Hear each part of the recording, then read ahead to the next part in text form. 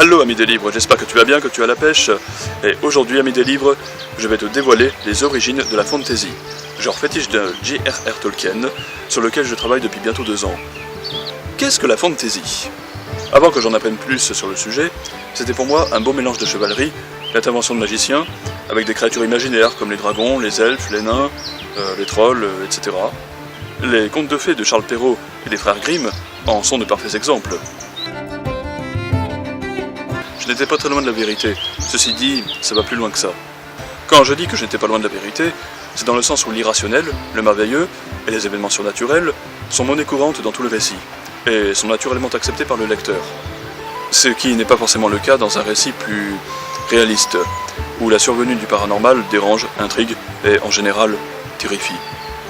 Les romans d'horreur, comme ceux de Stephen King, n'appartiennent pas à la fantasy telle qu'on la connaît, contrairement à Bilbo le Hobbit de J.R.R. Tolkien, ou encore Le Trône de Fer de George R.R. Martin, dont j'ai eu l'occasion de parler dans une vidéo. Je ne vais pas te refaire l'histoire de la fantasy, en tout cas pas dans les détails, il y a déjà un article de Wikipédia qui le fait très bien. Alors, quand on parle de fantasy, il faut savoir distinguer la fantasy moderne, dont Tolkien est un fin précurseur avec Le Seigneur des Anneaux, paru entre 1954 et 1955, et la fantasy plus rationnelle, dans le sens où les personnages évoluent dans le monde réel, soit dans le monde actuel, soit dans un lointain passé. Par exemple, une histoire qui se déroulerait entre la préhistoire et le début des premières grandes civilisations que nous connaissons. C'est le cas avec Conan le Cimmérien de Robert Irving Howard, dont les premières nouvelles ont été publiées au début des années 30, nouvelles dont je parlerai très prochainement. D'après un article de Wikipédia, Histoire de la fantasy, les premières fictions de ce genre seraient apparues au Moyen-Âge, avec les romans de chevalerie. Je ne suis pas d'accord, pour ma part il faut remonter bien avant.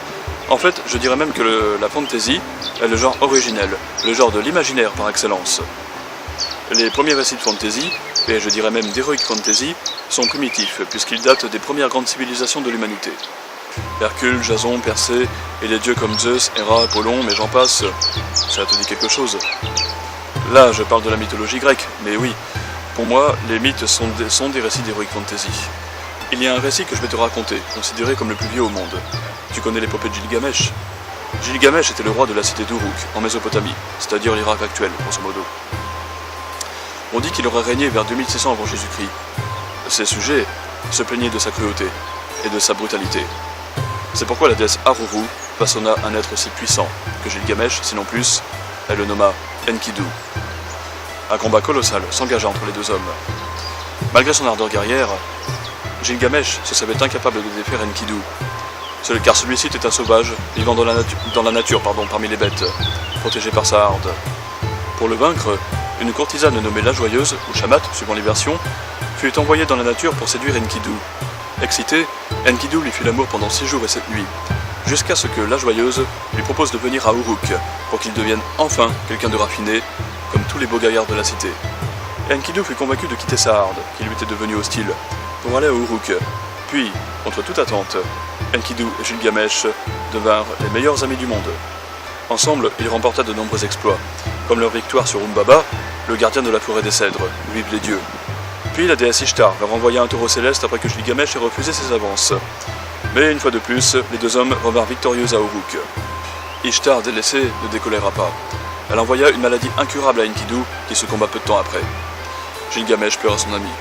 Ayant vécu la perte d'un être cher, Gilgamesh refusa cette fatalité, à savoir le caractère éphémère de la vie humaine. Alors il repartit, en quête de l'herbe magique qui pourrait lui conférer l'immortalité. Pour cela, il alla trouver le sage Utnapishtim, qui lui révéla l'endroit secret de l'herbe magique. Après une ultime épreuve, le roi récupéra l'herbe et retourna heureux dans sa cité. Happy end? Non. Sur le chemin du retour, un serpent, sentant l'herbe magique, parvint à la lui dérober. Mais le roi ne rentra pas bredouille pour autant. À défaut de ramener un trésor matériel, il gagna l'intelligence nécessaire pour régner comme il se doit sur Uruk. Le tyran étant mort, il devint un roi sage et juste pour tous ses sujets.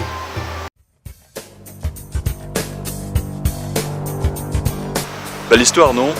En te la racontant, j'étais en train de penser à Bilbo le Hobbit de Tolkien. Ce sont deux histoires complètement différentes, mais elles ont une chose en commun, le voyage initiatique. En effet, quand le héros quitte sa terre natale pour s'aventurer dans des contrées inexplorées et souvent dangereuses, il apprend des choses au fur et à mesure et adopte un nouvel état d'esprit. Le but d'un voyage initiatique, selon moi, est de rendre une personne plus intelligente, plus courageuse, plus solidaire, plus ouverte, plus enjouée aussi. Bref, plus humaine. C'est un peu ce qui se passe dans le Hobbit, et pour ma part, le voyage initiatique est ce qui caractérise le roman d'Heroic Fantasy.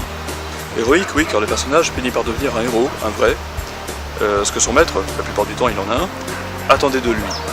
Bilbo dans le Hobbit a un maître, il s'agit de Gandalf. Harry Potter a Dumbledore, de même qu'un Padawan apprend à devenir un Jedi auprès de son maître. Voilà, le voyage initiatique, c'est, selon moi, l'ingrédient typique de l'œuvre d'Heroic Fantasy. J'en viens à ce qu'on appelle la High Fantasy, ou du moins c'est ainsi que l'appelait Tolkien. Ça ressemble de très près à l'Heroic Fantasy, c'est pratiquement la même chose, si ce n'est que dans la High Fantasy, le héros doit affronter un super méchant. Un ennemi à l'ambition dévastatrice, dont le pouvoir est sans limite et qui, la plupart du temps, n'est pas un humain, mais une force démoniaque qui semble impossible à détruire. L'exemple phare est celui de Sauron dans Le Seigneur des Anneaux, ou bien le dragon Smaug dans Bilbo le Hobbit. Bref, il y a bien d'autres exemples de la sorte. Harry Potter peut aussi être considéré comme un roman de High Fantasy, dans le sens où Harry doit combattre Lord Voldemort, sorcier dont les pouvoirs équivalent ceux de Dumbledore. Après, ce n'est pas de la fantasy à proprement parler, mais on peut tout de même le mentionner. L'empereur Dark Sidious, dans les épisodes 4, 5 et 6 de Star Wars, et sa redoutable étoile de la mort. Voilà ce qu'on appelle la High Fantasy.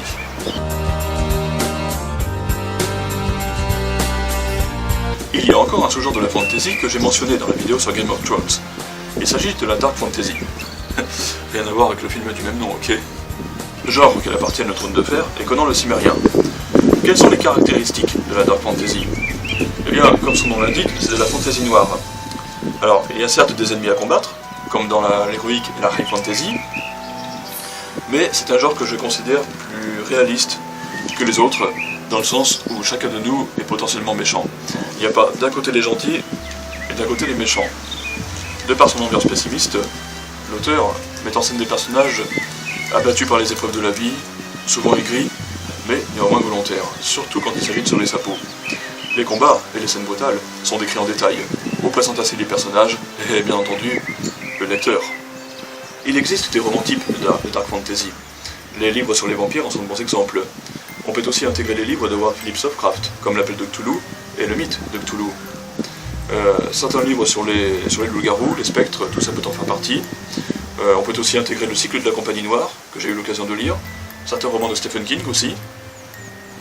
La Dark Fantasy est certainement mon genre préféré, puisqu'il est à cheval entre deux genres que j'affectionne, l'horreur et l'heroic fantasy.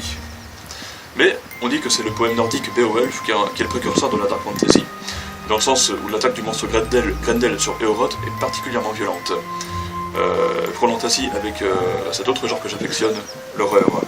Après, ce sont les exploits de Beowulf qui font entrer cette œuvre dans le genre fantasy, puisqu'il affronte des dragons et des créatures fantastiques, comme Grendel, un monstre qui attaque les soldats du roi Hrothgar, auquel Beowulf vient en aide, la mère ogresse, c'est-à-dire la mère de Grendel, et le dragon d'Ego. Et au fait, pendant que j'y pense, est-ce que ça te dirait que je te conte des histoires, enfin je veux dire des mythes et des légendes du monde entier? Je pense que ça pourrait te donner de l'inspiration pour écrire, je sais pas ce que tu penses, je sais pas ce que t'en penses. Marque-le en commentaire hein, si ça t'intéresse, faut pas hésiter là-dessus. Nous en arrivons à un dernier genre peu commun, encore plus spécial que tout ce dont je viens de parler. C'est pour moi le genre le plus étonnant, il s'agit de la science fantasy. Oui, science et fantasy. En gros, un mélange de science-fiction et de fantasy. Imagine les orques pilotant un croiseur de l'Empire Galactique à la recherche de l'anneau unique, tandis que deux hobbits pilotent le Faucon Millennium pour leur échapper. Ok, j'arrête. J'ai déjà fait ce genre de blague dans la vidéo précédente, soyons sérieux. Tu trouveras un lien sur la science fantasy dans la description de la vidéo. Une œuvre marquante, je trouve, de science fantasy est le cycle de Mars, d'Edgar Rice Burroughs, le papa de Tarzan. C'est une œuvre très particulière celle-là aussi, puisqu'elle commence sur un fond historique, pour se poursuivre ensuite sur la planète la plus mystérieuse du système solaire, et qui plus est, en compagnie d'une princesse de Mars qui répond au nom de Dejatoris, d'une incroyable beauté, ça va sans dire. Alors, bien que ce soit un genre difficile à cerner, il existe quand même un certain nombre de romans de science fantasy. Jack Vance est un auteur qui se serait illustré dans ce genre. Mais je ne peux pas le confirmer, étant donné que je n'ai lu aucune de ses œuvres. Ceci dit, ami des livres, si tu es un lecteur curieux et avide de nouveautés, je t'invite à découvrir Les Mondes d'Alastor de Jack Vance. Allez, je te lis le synopsis. À la frange de la galaxie se trouve l'amas d'Alastor. un volume spatial de 20 années-lumière de diamètre où vivent 5 trillions de personnes. Toutes sont soumises à l'autorité du Conatic, qui fait régner la justice, parfois même en personne, sur une des 3000 planètes habitées qu'il gouverne. Bienvenue dans un univers d'une infinie richesse de coutumes, de civilisations et de systèmes politiques. Mais si toutes ces planètes sont différentes, l'être humain, lui, ne change pas. Que ce soit sur Trullion la Pacifique, Marune la Corrompue, Whist l'Utopiste ou Numenes, la planète capitale, siège du pouvoir suprême, il est toujours prêt à toutes les bassesses et aux complots les plus sordides pour arriver à ses fins. Ça frôle un peu la Dark Fantasy, non, tu ne trouves pas? Le côté fatalité de l'existence dont on avait parlé un petit peu avant.